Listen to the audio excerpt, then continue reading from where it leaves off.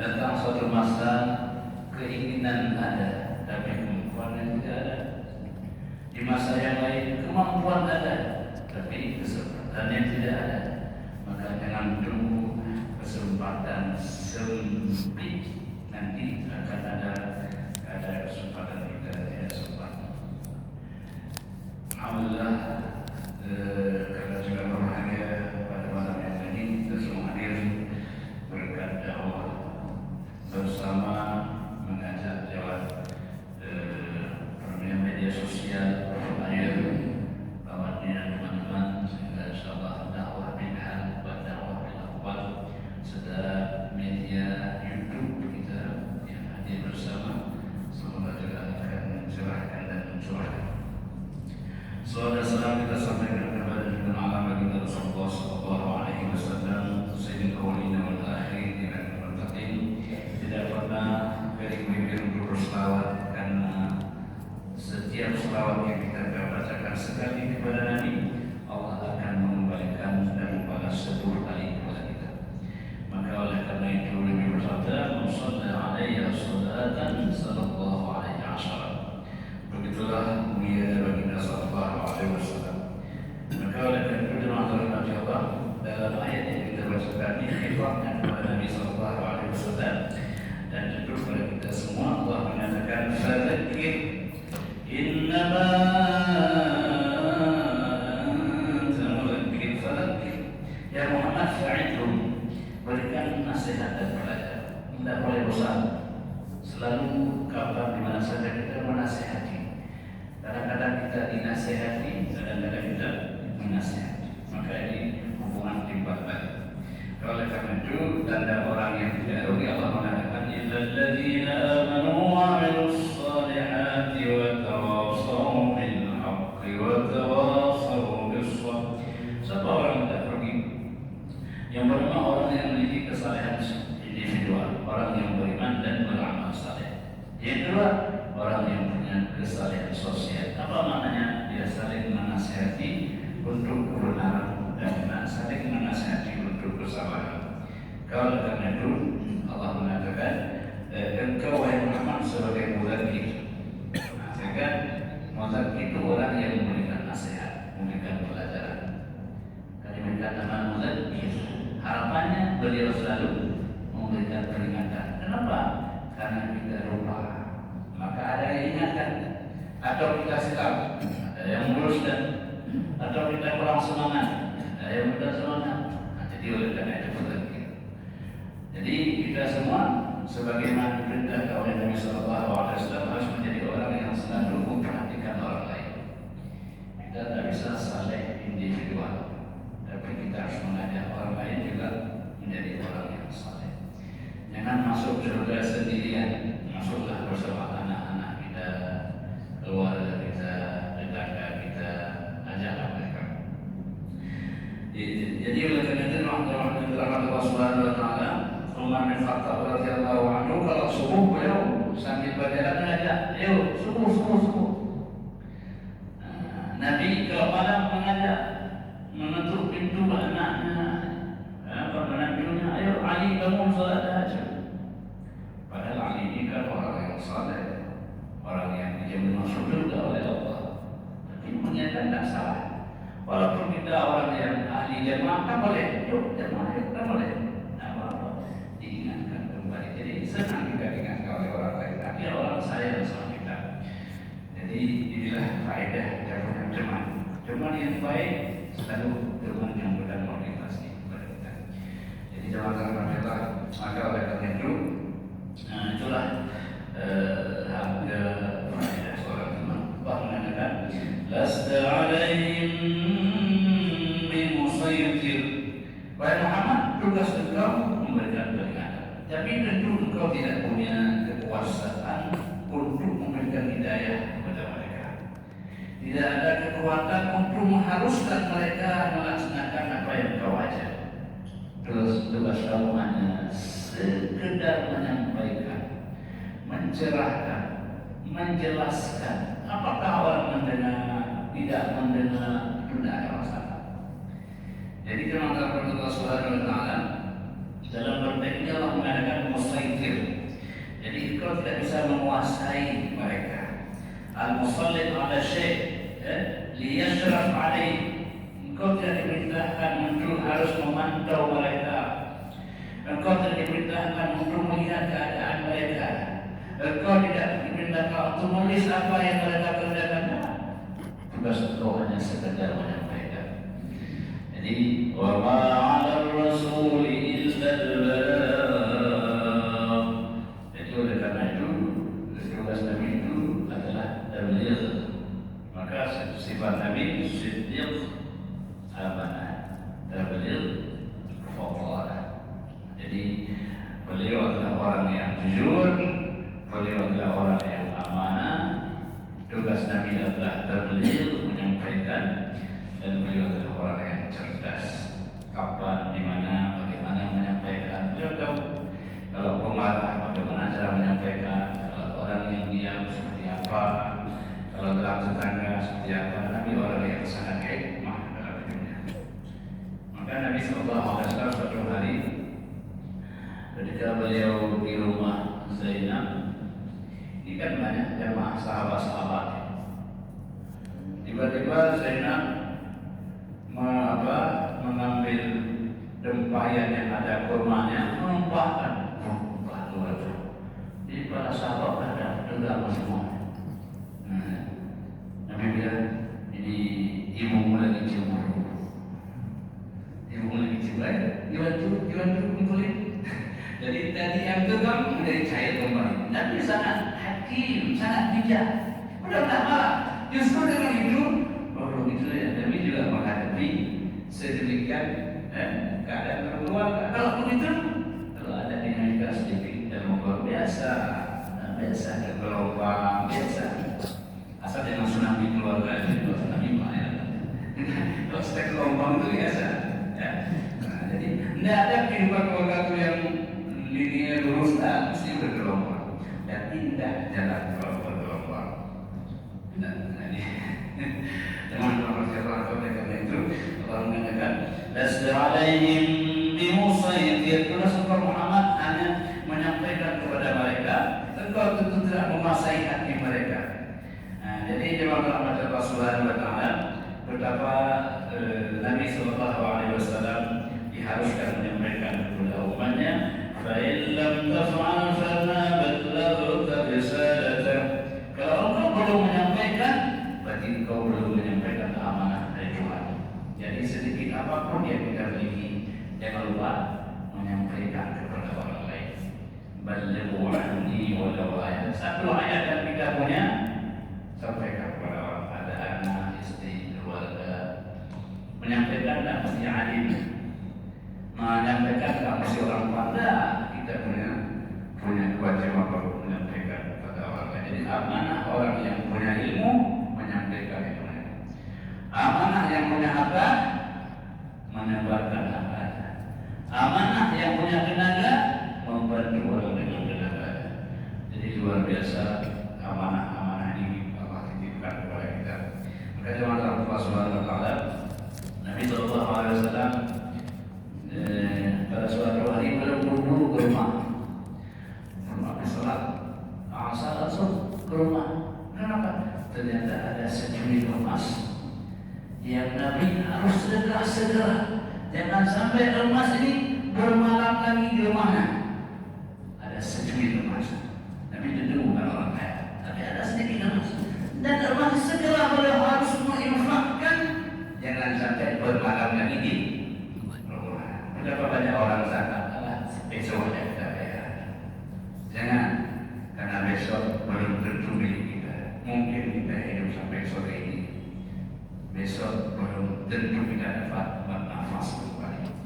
Jadi begitulah semangat Nabi dalam beribadah, semangat dari dalam berinfak, semangat Nabi dalam mengabdi kepada Allah Subhanahu wa taala. Seperti semangat kita malam ini, dari jauh kita punya acara macam-macam keluarga, tapi kita sisihkan waktu sebentar ke hasil ini sampai kita menanti Malaysia untuk menanti jamuan Allah di rumah yang sangat mulia ini.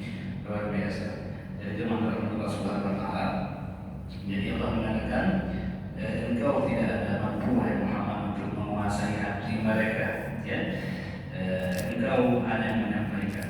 Illa man tawalla wa kafar fayu'adhibuhu Allahul 'adzabal akbar. Illa man tawalla wa kafar, ini disebut istisna munqati. Jadi pengecualian yang terpotong. Artinya apa? Tapi wahai Muhammad, kepada orang man tawalla, orang yang berpaling, tidak mau mendengar nasihat, bimbingan arahan yang kau sampaikan wahai Muhammad, engkau tidak menjadi tanggung jawab. Karena firman Allah Subhanahu wa taala, baginda sallallahu alaihi wasallam telah melihat orang yang tidak terima apa yang sampaikan, sedih beliau. Sedih takut mereka masuk dalam neraka. Sedih bukan karena beliau tidak diterima apa beliau sampaikan, tapi beliau takut mereka masuk dalam neraka. Maka Allah mengatakan illa man tawalla wa kafar. Lakin kepada orang-orang yang berpaling, tawalla anil haq. Di mana tawalla ini kalau disampaikan sesuatu dia tinggalkan Nabi, dia buang badannya, dia pergi ke arah yang lain. Maka teman-teman Allah, kalau paman beliau Abu Lahab itu kan beliau, kalau kisah turunnya surah Al-Ahzab itu kan beliau kumpulkan keluarganya, beliau mengatakan wahai Bani Abdul Manaf wala Bani Abdul Muttalib, keluarganya, kalau saya katakan bahwa di balik gunung itu ada musuh yang akan memerangimu, apakah engkau akan percaya? Percaya ya Muhammad, engkau tidak pernah berbuat bohong. Maka kata beliau, sesungguhnya di hadapan kalian adalah azab yang pedih. Dan beliau mengajak beriman kepada Allah Subhanahu wa taala. Maka ketika seperti itu bangunlah Abu Lahab. Tabbat laka ya Muhammad, celaka engkau wahai Muhammad. Alihada ada makna hanya untuk mengadakan azab yang pedih kami kau kumpulkan. Jadi jemaah Allah dalam perda seperti itu, Nabi tidak menjawab. Nabi tidak akan melayani orang-orang yang bila diberikan jawaban tidak ada manfaat. Tapi Allah yang akan menjawab. Tiada Abi Lahabin wa tab. Celakalah Abu Lahab, kedua anak Abu Lahab, dan dia sudah celaka. Jadi Nabi tidak menjawab, tapi Allah yang menjawab. Jadi ini luar biasa. Oleh karena itu teman-teman jawab. Maka dalam sebuah riwayat, ketika Nabi dengan Abu Bakar duduk bersama, ada orang yang mencium Abu Bakar. Nabi Abu Bakar tidak jawab. Tapi ketika kemudian Abu Bakar mencoba merespon itu, maka Nabi berpindah. Ditanya, ya Rasulullah, kenapa tadi ketika saya jawab engkau tidak berpindah? Ketika saya mencoba menjawab, aku berpindah. Karena ketika kau tak jawab tadi, malaikat yang menjawabnya. Tapi ketika kau jawab, maka syaitan hadir bersama.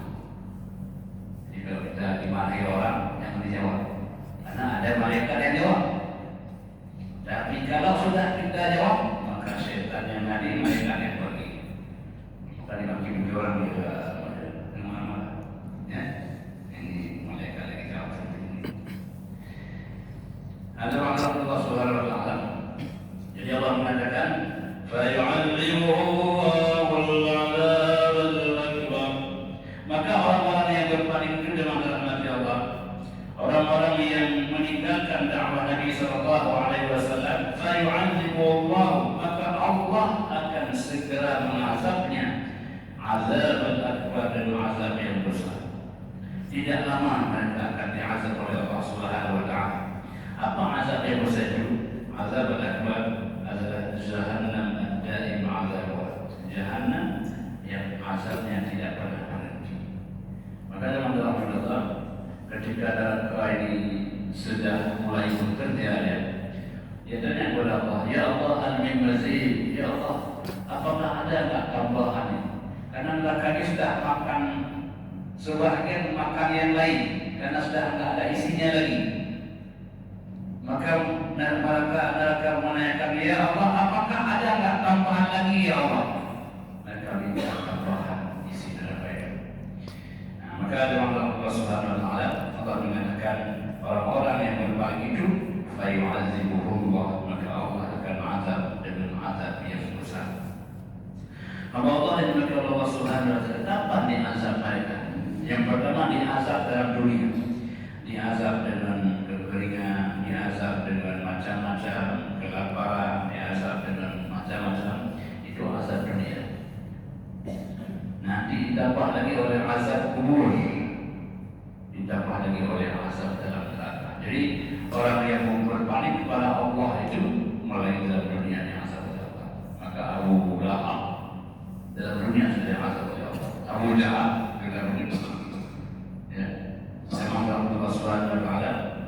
Maka oleh karena itu Allah ingatkan kepada kita semua agar kita tidak berbalik kepada Allah. Allah mengatakan, Inna ilaina iyabahum, sesungguhnya hanya kepada kami mereka akan kembali.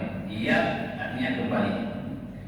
Jadi iyab tawab juga kembali. Kalau taubat itu kembali karena salah. Kalau misalnya kita kembali kepada Allah dengan kesalahan, kita bertobat. Kalau iya itu kembali karena kebaikan. Jadi orang yang kembali karena kebaikan, iya. Jadi kembali ini tidak semua salah. Ada, Pak, saya minta maaf ya, itu tobat. Kalau dia bilang, Pak, saya kembali karena kerinduan, itu namanya iya. Jadi ada kembali kepada Allah ingin minta ampun karena kesalahannya, tapi ada juga orang kembali karena kerinduannya. Nah, jadi mana hebat? Hebat al-iyab, orang kembali karena kerinduan. Dia tidak ada salah, tapi dia kembali karena kerinduan. Kita bilang kepada orang tua, kenapa? Saya banyak salah sama orang tua, saya mohon maaf. Ayah maaf ya, itu namanya kalau bahasa agama Tapi ada juga kita kembali karena kerinduan kepada orang tua, lama sudah tak bersua. Nah, apa kembali? Ayah, aku rindu sama ayah, lama tak bersua. Jadi itu sama-sama kembali, tapi yang satu kembali minta maaf, yang lain kembali karena kerinduan kepada Allah Subhanahu Wa Taala. Maka Nabi ketika beliau ditawarkan oleh malaikat, wahai Muhammad, wahai Rasulullah, saya hadir ini semata-mata untuk, tidak pernah saya ke dunia ini. Saya datang hanya ingin menyampaikan pesan kepada engkau dari Allah. Apakah engkau ingin hidup dengan pernak-pernik dunia, atau kau ingin kembali kepada Allah? Dijawab begitu. Apa jawaban Nabi? Bahkan saya ingin kembali kepada Allah. Kembali karena rindu kepada Allah. Kan beda ya, kembali karena rindu. Jadi semoga kita juga rindu kepada Allah Subhanahu Wa Taala. Maka oleh karena itu dalam konteks agama dikatakan, man ahabba liqa Allah ahabba Allahu liqa'ah. Orang yang rindu, senang bertemu Allah, Allah juga senang bertemu dengannya. Maka camkanlah dalam hati kita agar kita rindu kepada Allah, senang bertemu Allah. Apa buktinya? Pokoknya apa? Kalau sudah Allah itu duduk pas lagi, pokoknya harus segera membangun suatu masjid. Dan orang rindu kepada Allah. Jadi kalau hati kita sudah berdetak seperti itu, sudah ada di rasa kerinduan kepada Allah. Karena juga orang kalau udah azan, udah azan lagi, baru kita makan ini udah azan. Nah, ini namanya orang tidak rindu kepada Allah. Jadi kerinduan itu kita yang ukur. Apakah kita termasuk hamba yang rindu atau kita rindu sih rindu tapi kalau udah ada tapi berarti kita kerinduan yang tidak sempurna. Nah, Allah Subhanahu Wa Taala. Jadi oleh karena itu Allah mengajarkan kepada kita agar kita selalu ingin kembali kepada Allah Subhanahu Wa Taala. Jadi orang yang kembali kepada Allah karena kebaikan dan kesalehannya kembali dengan kerinduan. Allah yang mengatakan Allah Subhanahu Wa Taala. Jadi Allah mengatakan, Inna ilaina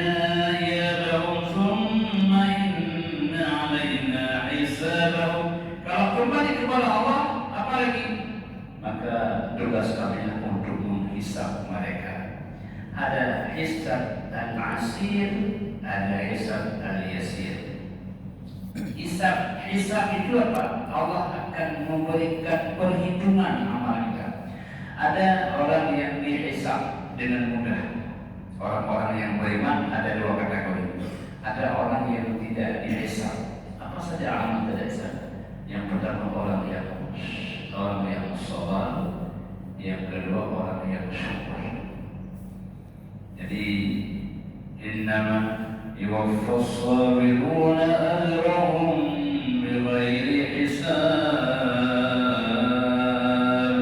Sesungguhnya orang-orang yang bersabar itu nanti akan diberikan balasan yang tidak terhitung angkanya. Bagaimana maknanya?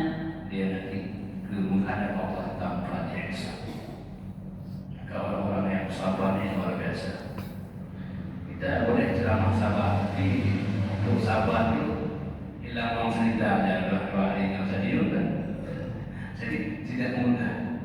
Maka oleh karena itu zaman telah mendapat, kalau kita bisa menjadi orang yang sabar, itu insya Allah menghadap tanpa dihisab. Bisa ya? Bisa juga. Nanti kita lihat. Jangan itu susah. Maka dalam Allah Subhanahu wa taala kita pernah cerita pada beberapa pekan yang lalu, salah seorang di antara hamba yang saleh ini, beliau saking miskinnya itu, beliau pada penghujung hidupnya beliau berada di padang pasir.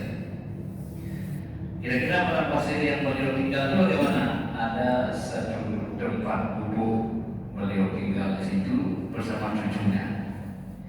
Jadi beliau punya pakaian itu kalau kita tutup yang atas terbuka yang bawah, tutup yang bawah terbuka yang atas. Lalu begitu lapar beliau, akhirnya cucunya nggak sanggup tahan. Akhirnya cucunya apa?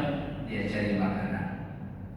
Ketika dia cari makanan, ternyata tak pulang-pulang lagi.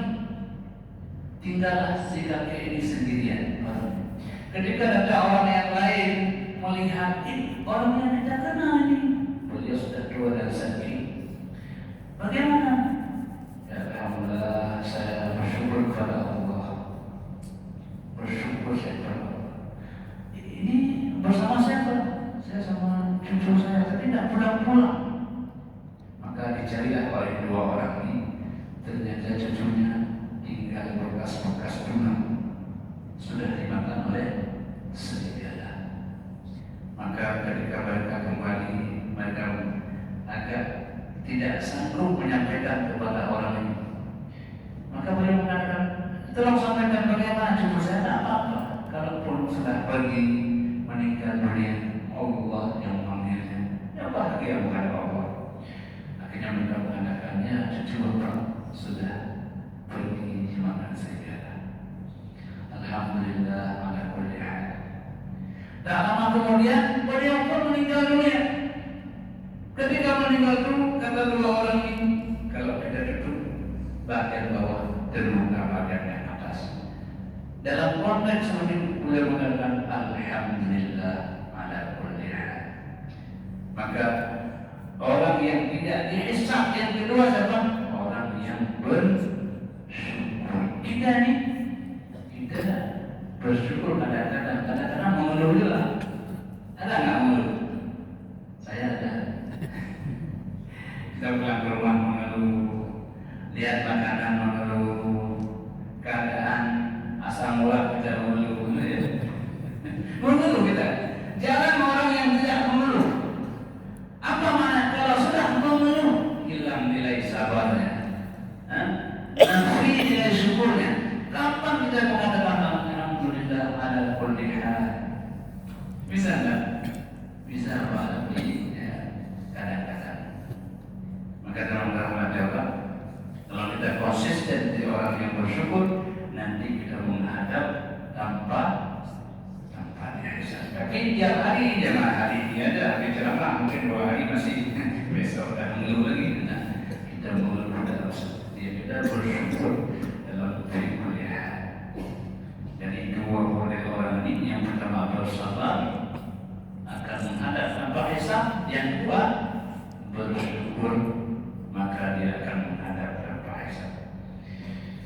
Maka teman-teman itulah orang yang saleh tadi, dengan segala kemiskinannya dia bilang alhamdulillah ala kulli hal. Kita kurang apa? Motor ada, anak punya rumah, ada istri, ada kan? Ada yang ngomong ada. Jadi apa yang kurang kita? Kurang syukur dulu, kurang syukur. Yang lain semua ada. Jadi yang kurang adalah syukur. Jadi artinya kalau kurang kita mesti tambah. Setelah ini kita mesti tambah syukur dapat agar kita menghadap tanpa hisab. Nah, jadi jangan mencoba dari kali ini kita belajar tidak boleh mengeluh.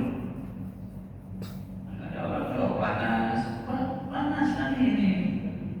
Kalau hujan, waduh dingin, hujan salah, ya panas salah, dingin salah, panas dingin, demam.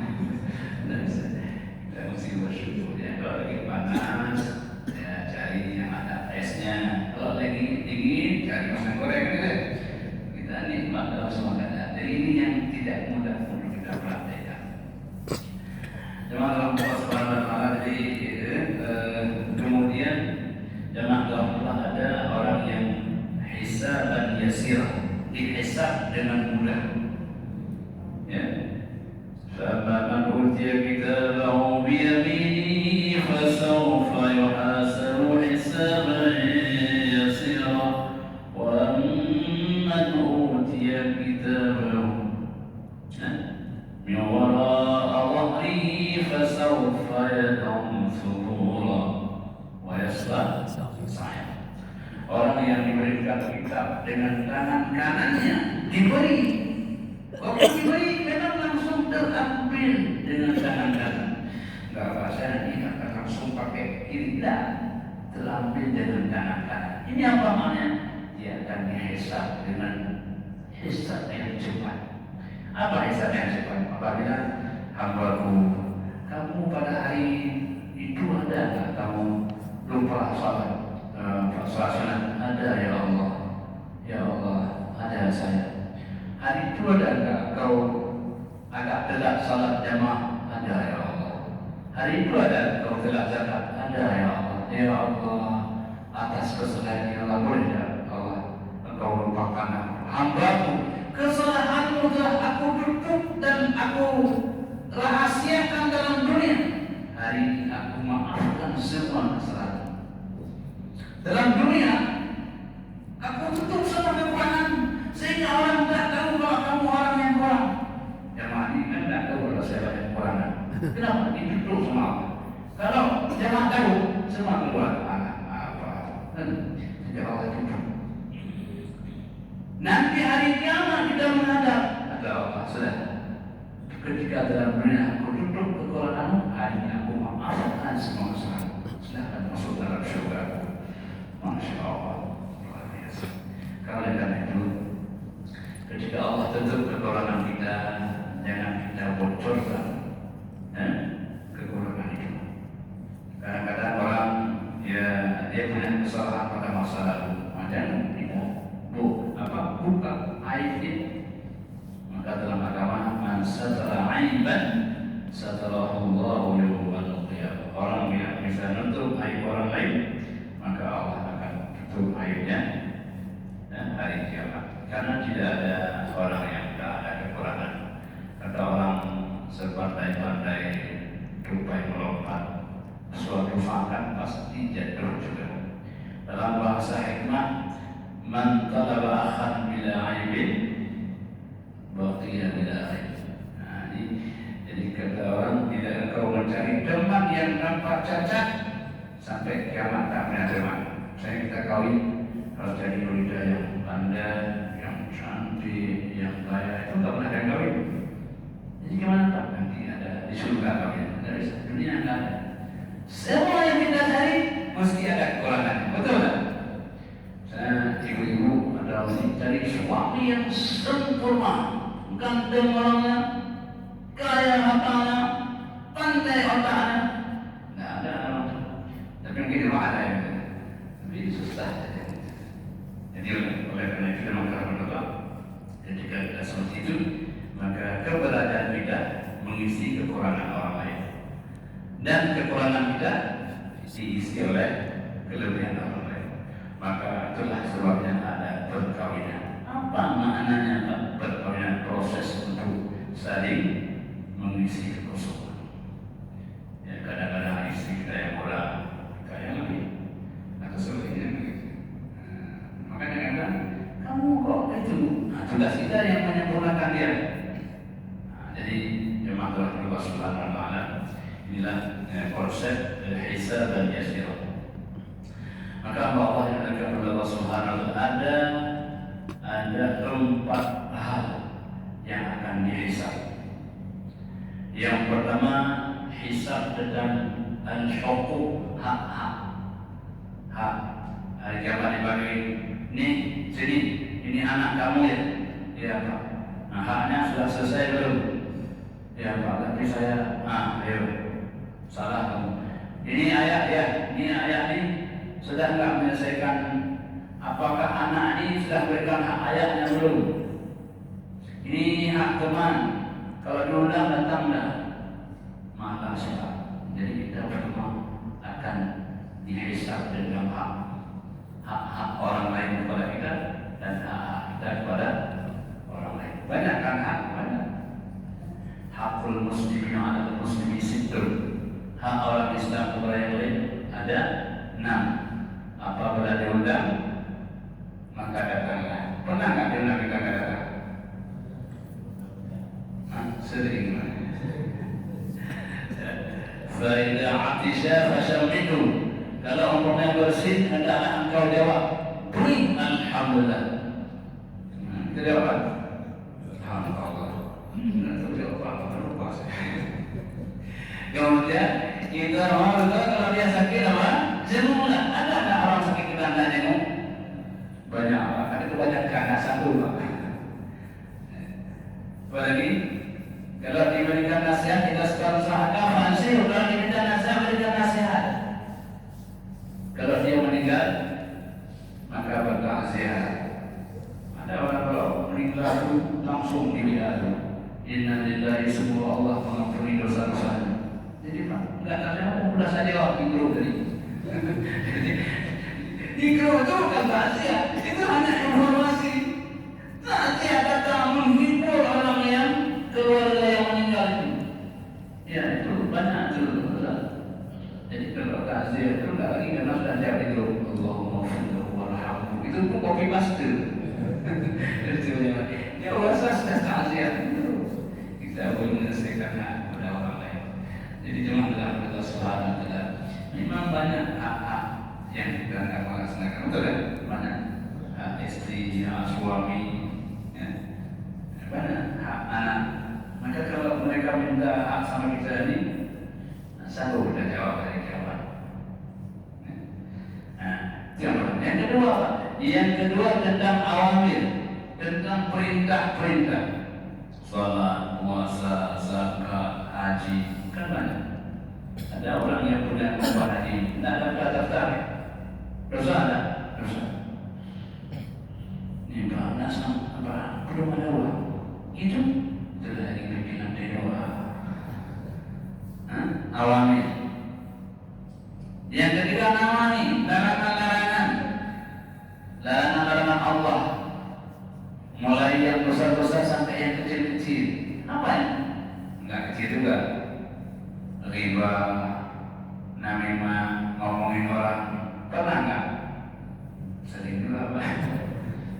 Awalnya kalau udah dia mau beli, mulai pelan. Ya kalinya ada nih. Jadi kalau satu hari kita bicara tentang 5 orang, 10 hari berapa? 50 orang. Kalau kata hidup kita 30 tahun, berapa orang? Sanggup tak kita untuk minta maaf? Bagaimana kita masuk surga tanpa hisab? Kata Allah, memang dosa segi-segi, tapi lama-lama akan jadi mungkin juga. Maka kata ulama, la kabair, la kabair ma istighfar, wala saghair ma istimrar, atau ma tidak ada dosa besar dengan istighfar. Kalau selalu kita istighfar tidak akan ada dosa yang besar dan la sagha'ir, dan tidak akan dosa kecil kalau kita berlanjut mengamalkannya. Jadi jangan lupa kita harus selalu beristighfar kepada Allah Subhanahu wa taala. Kita sudah ceritakan faedah istighfar.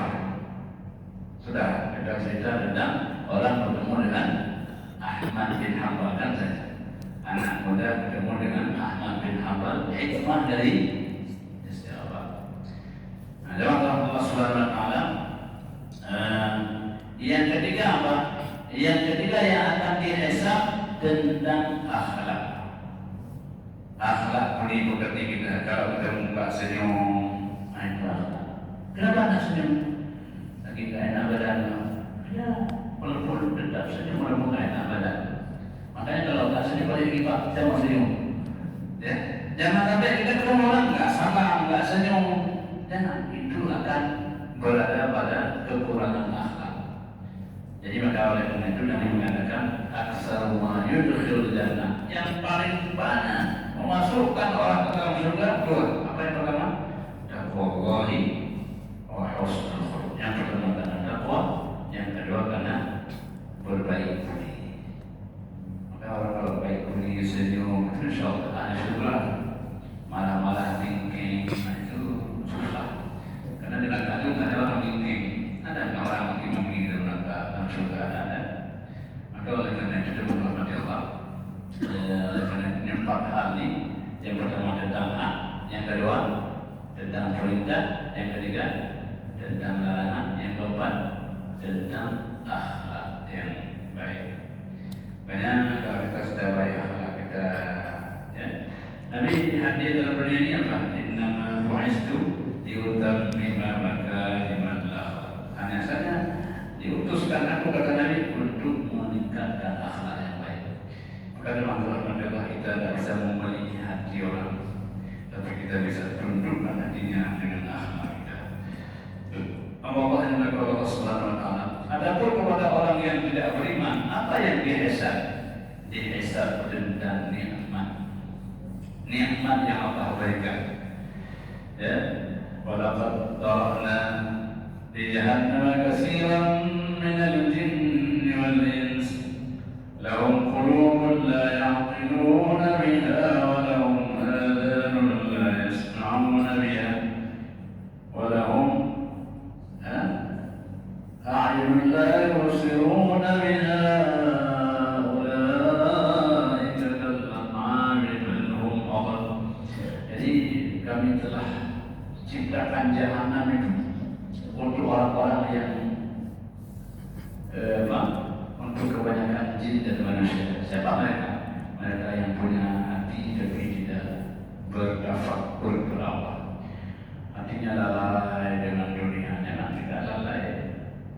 Kita selalu sibuk dengan menyebut nama Allah.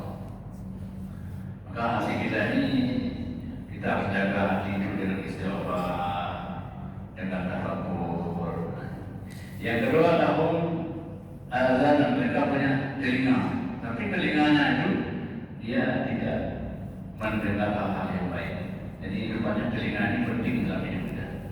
Dan orang yang pandai adalah orang yang paling pandai, orang yang paling kuat pendengarannya. Kalau ada anak sekali kita dengar langsung bisa dipakai. Kenapa? Karena telinga ini jadi modal yang paling penting. Coba kalau kita ada telinga, kalau orang bilang ada liur, nah itu karena penting telinga. Dan ternyata dalam Islam ini sudah diakui penting telinga sejak dia lahir. Mana buktinya? Ketika anak lahir diperintahkan untuk azan.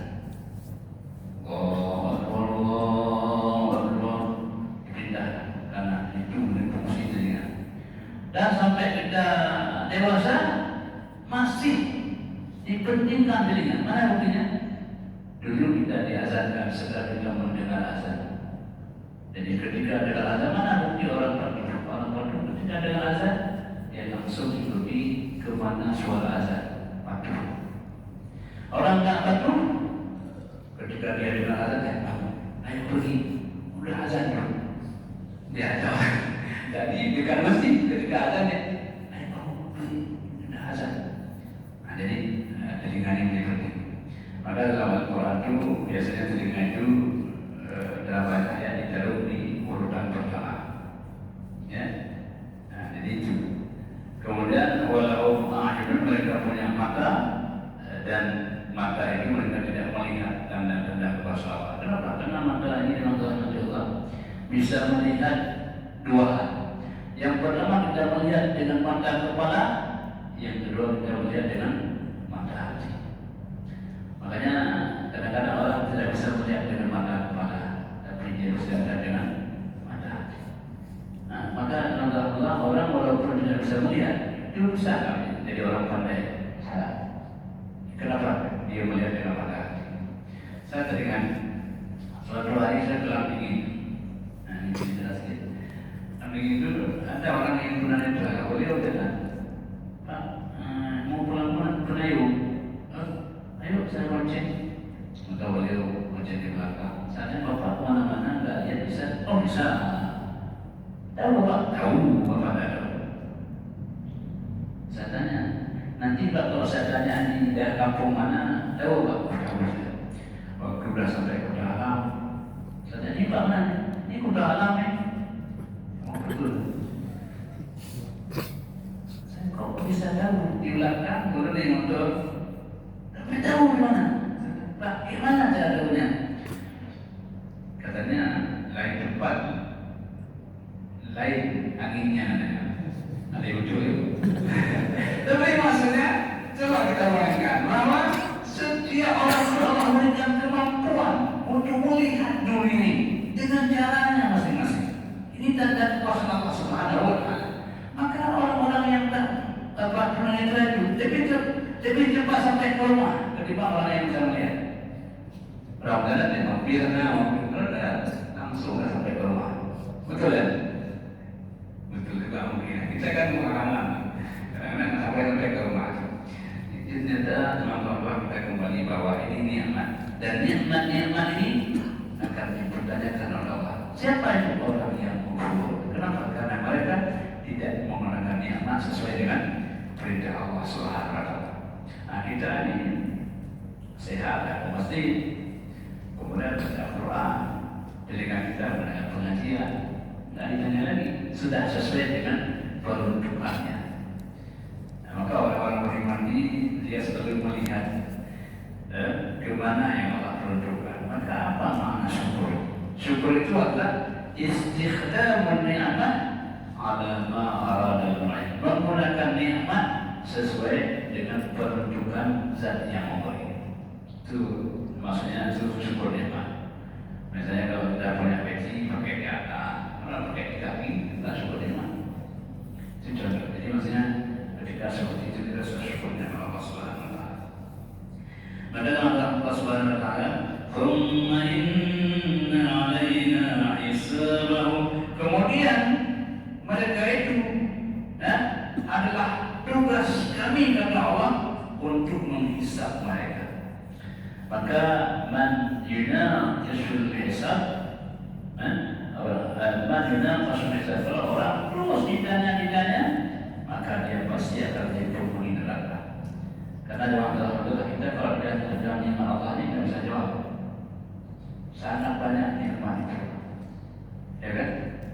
Nikmat mata, telinga, mata. Oleh karena itu dalam Allah, bagaimana kita cara syukur nikmat? Karena banyak sekali. Apa kita bilang? Terima kasih ya Allah, terima kasih. Kan tak sanggup kita bilang. Ya, maka pada suatu hari Nabi Musa bertanya kepada Allah, ya Allah, banyak sekali nikmat-Mu kepadaku. Kaifa syukurka? Macam mana ya Allah cara syukur nikmat ini? Macam mana? Maksudnya nafas kita tadi, jantung kita tak pernah berhenti. Ada yang pernah berhenti jantung? Tak, tak pernah berhenti. Kita tidur bentar, ya kan? Jalan di pompa, kalau tidur jalan darah mengalir kan? Kita tidak berhenti mereka. Kata Nabi Musa, ya Allah, kaifa syukurka? Bagaimana cara ya Allah aku mensyukurimu? Kata Allah, ya Musa, uzkurni wa la beralasan, wahai Musa, ingatlah saya, jangan kau lupakan saya. Fa'in dzakartani faqad syakartani. Kalau kau sebut nama saya, bermakna engkau telah bersyukur kepada saya. Bismillah, alhamdulillah, atau ya Allah, sudah syukur. Ya Allah, bersifat pada satu empat kali ya. Itu gimana? Karena terbiasa kita menyebut sesuatu yang tidak bermanfaat, akhirnya tak biasa. Allah membiasakan sesuatu yang tidak perlu. Maka oleh karena itu kita belum bersyukur. Maka kata Allah, ya Musa, uzkurni wala tansani. Sebutlah namaku, jangan kau lupakan aku. Bagaimana maknanya? Mau tidur jangan lupakan Allah. Ini kan pulangnya nanti ada mie. Saking enaknya nih, kita lupa baca Bismillah. Yang berkati siapa? Karena kita begitu nikmat terhadap makhluk, kita lupa pada Sang Khalik. Itu biasa masyarakat. Itu yang kan. Pada masa asamnya, Bismillah. Maka dalam Allah Subhanahu Wa Taala pada penghujung ayat ini kita harus merasa apapun yang kita miliki akan dihisab oleh Allah Subhanahu Wa Taala. Hanya dua hal yang tidak dihisab. Yang pertama, ada beberapa suap makanan yang kita masukkan untuk menegakkan punggung kita. Ada satu pakaian yang menutup badan kita, tidak ditanya. Tapi di rumah apa satu pakaian kita? Apa satu? Beda hari beda pakaian. Nah, kalau cincin merah, bajunya merah. Cincin hijau, bajunya hijau. Sepatunya hijau juga. Kalau cincin itu berapa? Itu wanitanya oleh Allah. Dari mana? Kemana? Pak? Mana kuitansinya? Lupa ya Allah. Maka oleh karena jemaah rahmat Allah, kita harus setiap nikmat harus ingat kepada tanggung jawab. Nah, jadi kadang-kadang nikmat itu indah di awal, tapi susah di ujung. Maka orang, jadi kita kalau dapat nikmat kita menangis, nggak juga, jangan menangis. Ya Allah, saya udah ada uang, nggak juga, nggak begitu. Ya Allah, nikmat yang sudah Anda berikan kesempatan saya bersyukur atas nikmat. Demikian dan terima kasih. Ada Allah wa iyyakum ajma'in. Assalamualaikum warahmatullahi wabarakatuh.